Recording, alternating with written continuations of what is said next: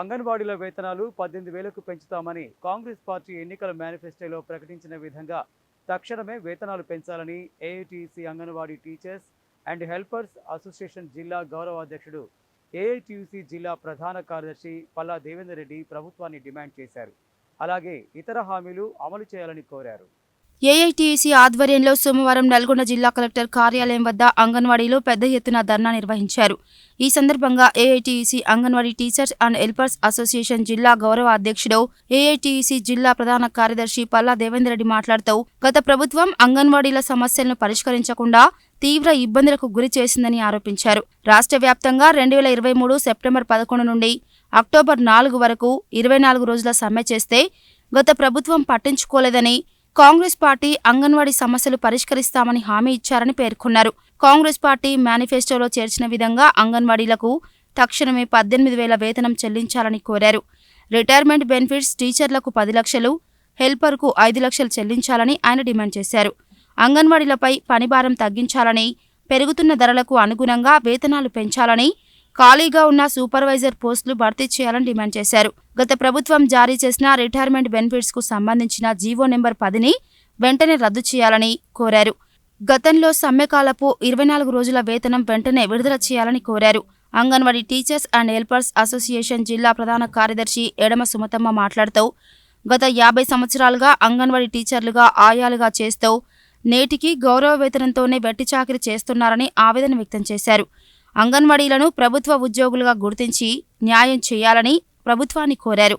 ఇంటి అద్దెలు, కూరగాయల బిల్లులు, గ్యాస్ బిల్లులు సకాలంలో చెల్లించాలని కోరారు. ఈ కార్యక్రమంలో AITUC anganwadi teachers and helpers association జిల్లా ఉపాధ్యక్షురాలు శాంతకుమారి, కోట్ల శోభ, శాంతాబాయి, సాయి సుజిత, రాణి, అన్నపూర్ణ, ప్రభావతి, అంజలి, రమణ, వనజ, విజయ, సరిత, దస్లి, జగదీశ్వరి, పద్మావతి, సునీత, కేదారి, స్వప్న, బక్కమ్మ, తారక, జంగమ్మ, జ్యోతి, ప్రమీల, అరుణ, విజయలక్ష్మి, భద్రమ్మ, ఏఐటీయూసీ డివిజన్ కార్యదర్శి విశ్వనాథుల లెనిన్, ఏఏఎస్ఎఫ్ జిల్లా ప్రధాన కార్యదర్శి పి మురళీకృష్ణ తదితరులు పాల్గొన్నారు. ధర్నా అనంతరం కలెక్టర్ కార్యాలయంలో, ఐసీడీఎస్పీడీ కార్యాలయంలో వినతిపత్రం సమర్పించారు. ఆ రోజు అంగన్వాడీలకు హామీ ఇచ్చారు.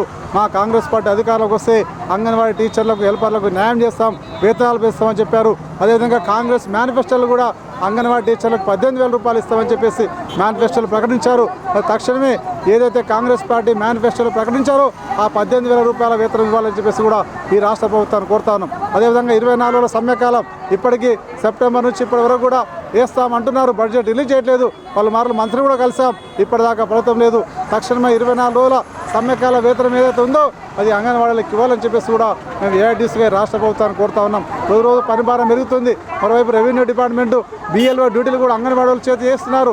ఈరోజు మిషన్ భగీరథ ఇంటింటి సర్వే అంగన్వాడీలతో చేయిస్తున్నారు.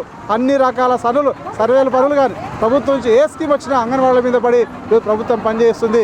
ఈరోజు వెట్టి చాకిరి ఎక్కువైపోయింది, పనిభారం పెరిగిపోయి ఈరోజు అంగన్వాడీ టీచర్లు బీపీలు, షుగర్లు పెంచుకుని అనారోగ్యాల పాలయ్యే పరిస్థితి ఏర్పడ్డది. కాబట్టి తక్షణమే 18,000 చేయాలా.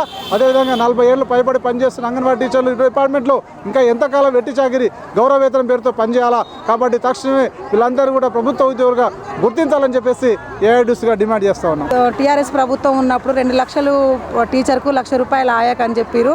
కానీ ఈరోజు అదే పాత జీవో తీసుకొచ్చి ఆయాకు 1,00,000 రూపాయలు, టీచర్కు ఆయాకు 50,000, టీచర్కు 1,00,000 రూపాయలని ప్రభుత్వం చెప్పడం అది కరెక్ట్ కాదు. ఎందుకంటే ఆయాలు, టీచర్లు ఆ రోజు 60 రూపాయల కానించి పని చేసుకుంటూ వస్తున్నారు.